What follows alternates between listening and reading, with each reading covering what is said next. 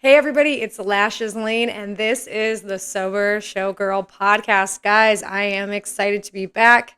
Another episode. I am getting closer and closer to my 3-year anniversary of sobriety, so that is super exciting. I'm in a good mood today.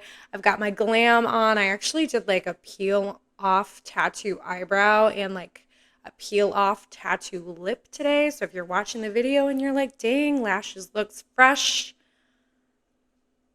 I upgraded my glam, guys. I have my wig on because my hair, my real hair, my roots are like 2 inches thick. Transitioning into blonde from red, it's going to be a long process, and my appointment is not till the middle of June. So the hair's hurting a little bit, looks a little crazy. So I'm wigging out today. You guys are probably going to see me in a wig until June, probably until my 3-year of sobriety podcast celebration episode. So you guys will see my hair upgrade then. I don't know what it's going to look like. You guys don't know what it's going to look like. It's going to be a surprise for all of us. If you hear some pitter patters and some scatters in the background, that is Pixie. She is playing. If you guys listened to episodes previously, Pixie is my cat that has the heart condition, and she's feeling so good. So that's wonderful. She's having the time of her life. She's running around and playing because she knows I'm filming. So if you hear that, just be happy that she's doing good and enjoy those background sounds because Pixie's feeling good. I'm feeling good. Let's get into today's topic, guys. Enough about all this. Let's talk about sobriety, the reason that we are all here today. So in this episode, I will be asking some hard-hitting questions. I came up with these. These are 4 core questions that you can use to reevaluate your relationship with alcohol. Let's get right into question number 1. And I'm going to be sharing some personal stories with each question, talking about my previous relationship with alcohol. So, number 1, how much do you think about alcohol? Man, before I got sober, I was thinking about alcohol all the time. It was consuming my thoughts. I would wake up thinking about alcohol. If I wasn't drinking, I was thinking about when I could get a drink, when's the appropriate time to drink, you know? I mean, I would wake up at like 10 hungover and I'd think, dang, like, is it appropriate today to have a mimosa? If not, like, when is the appropriate time for me to start drinking? Can I have a drink with lunch? Is it appropriate for me to drink with dinner? Or should I have dinner earlier so can get that drink in? You know, I was just thinking about alcohol all the time. I really just constantly was craving it, and it was consuming my thoughts. It really was. If I were to hang out with you and make plans, I would certainly want our morning plans to involve an Irish coffee or a mimosa, preferably a mimosa. That was my favorite. Virgin mimosas are still my favorite with a non-alcoholic champagne. Love a Fomosa so much. But anyway, I was just always thinking about alcohol, like wine with lunch, mimosas with lunch. If it's champagne and it's bougie, it doesn't count. You're not an alcoholic if you're drinking champagne all day, right? You're just fancy. False. So bad. But yeah, it was just really consuming my thoughts. I had a lot less brain power because I was constantly thinking about alcohol.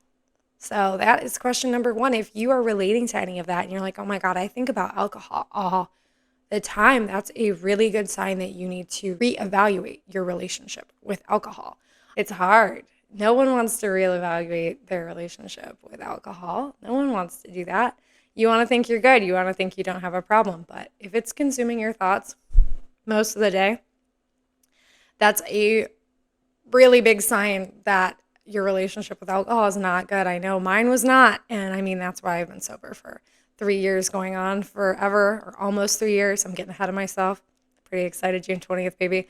But it's one of those things, guys, where like, if it's consuming your thoughts, why are we thinking about a drink? Why are we thinking about a drink that's technically poison we're putting in our bodies like 24 hours a day?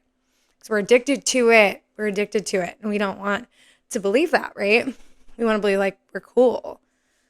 We have a good relationship with alcohol. It's no big deal. If you're thinking about it that much.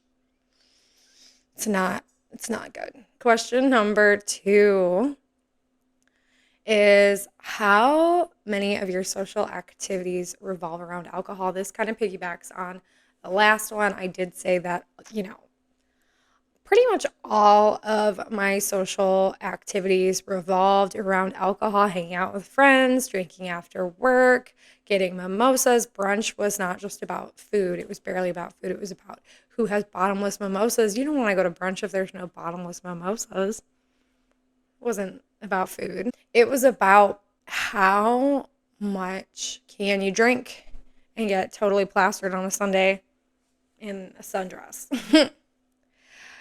All of my social activities revolved around alcohol. Shopping at the mall involved getting wine and walking around and shopping. I would get cocktail shopping. I would get alcohol at every restaurant. If there was a coffee shop and alcohol was also on the menu, I was getting alcohol at the coffee shop.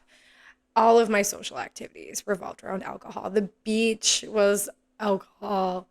The pool, alcohol, everything was about drinking. So if that sounds like you, that's another good tool to use to reevaluate your relationship with alcohol. If you're thinking and you're listening to this, like, wow, that sounds like me, it might be your time to either quit cold turkey or go on a little 30-day break, 90-day break, whatever your body needs. I'm not here to tell you that you need to be 100% sober like me, but it's a good sign that alcohol is not serving you and you don't need to continue these patterns because they're not doing anything for you.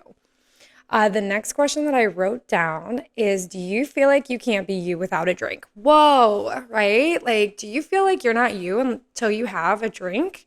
That's how I felt. I felt like I really wasn't my true self until I had my alcohol that day. I felt like I wasn't funny. I wasn't cool. I felt like I had a headache. I felt like I needed, I don't know if it was like a constant hair of the dog feeling. Yeah, that's what people say. Where I was just like hungover and drinking. I don't know, guys.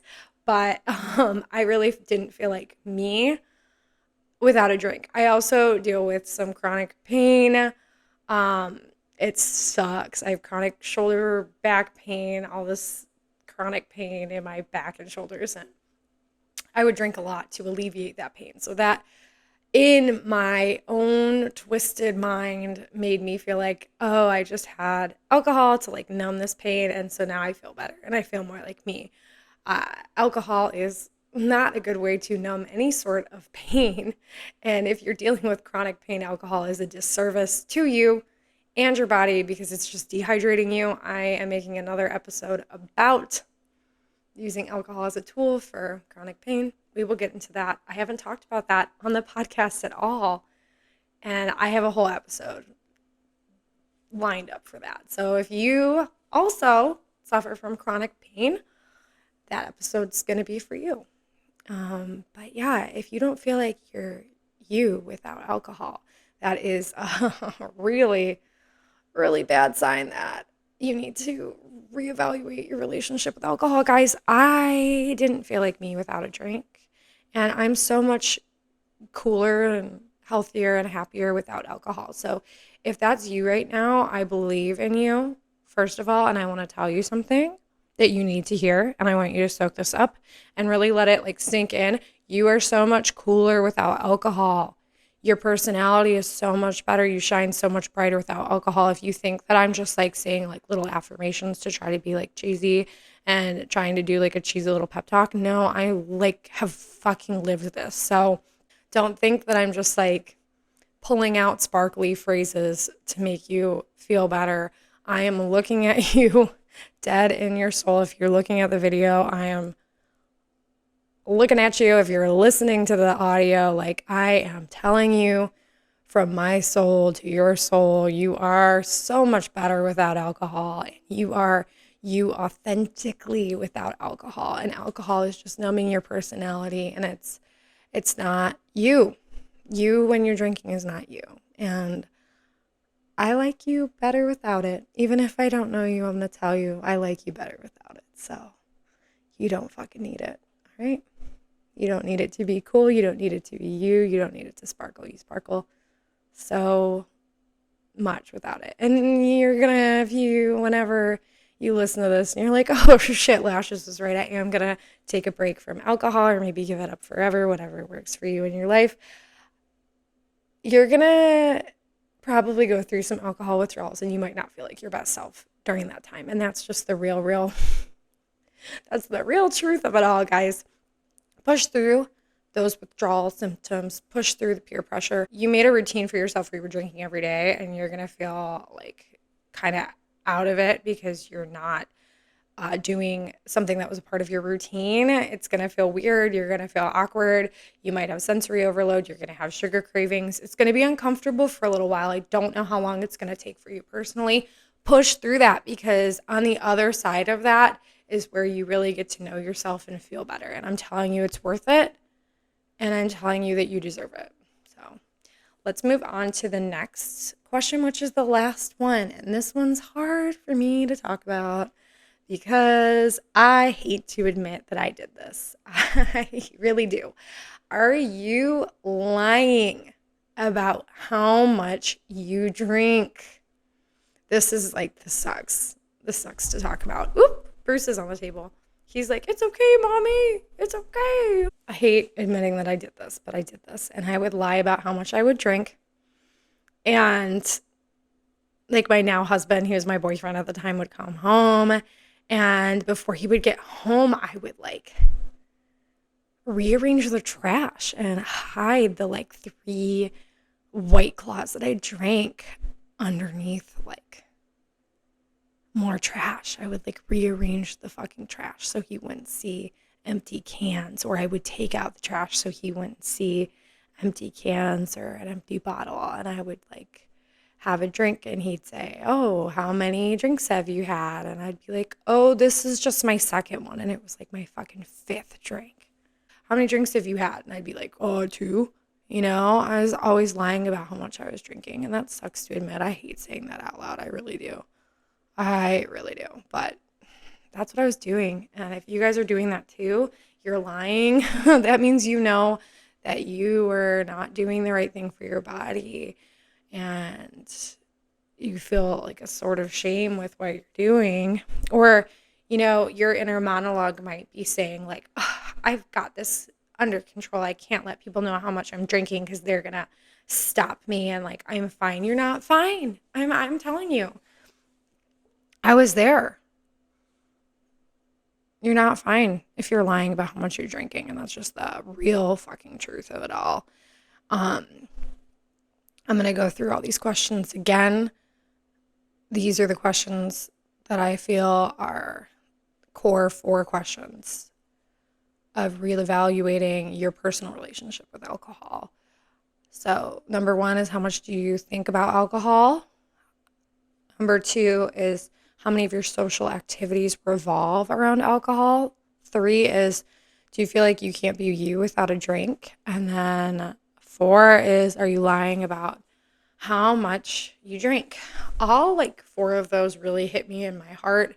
The lying one really hits me deep because I am like such an honest person. I'm really bad at lying, and my alcohol addiction made it so easy for me to lie about how much I was consuming. I feel like lying to the people you love is just so terrible. And lying in general is just so not me. And the fact that alcohol was making me a liar, like I hate that. That sucks to say out loud, but it's true. And I hope that that helps people, me admitting that. Lying about how much I drank was a regular thing for me. I'm not proud of that. And I'm sharing it because it's so real, because that's what you do when you're wrapped up in an alcohol addiction. Alcohol is everywhere. It's normalized. Partying is normalized. Getting trashed at brunch is normalized. And it's just such a normal part of society. But treating our bodies like shit and putting poison in them and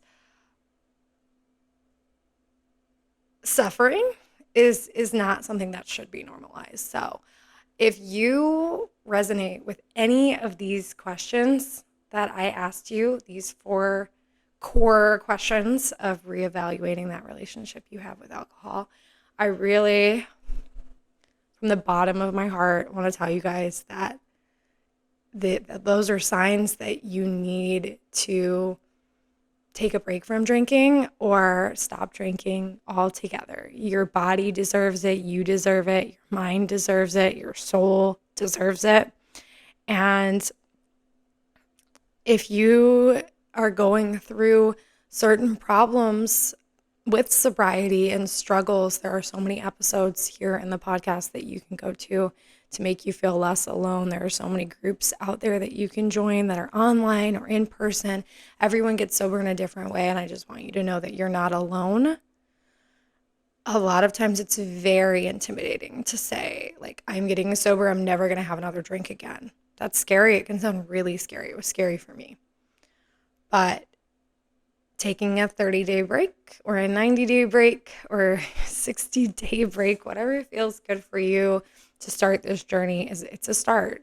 You might get to that end of the 30 days and realize, like, hey, I don't need this anymore. You might get to the end of that 30 days and you figure out how to moderate your alcohol intake. That did not work for me.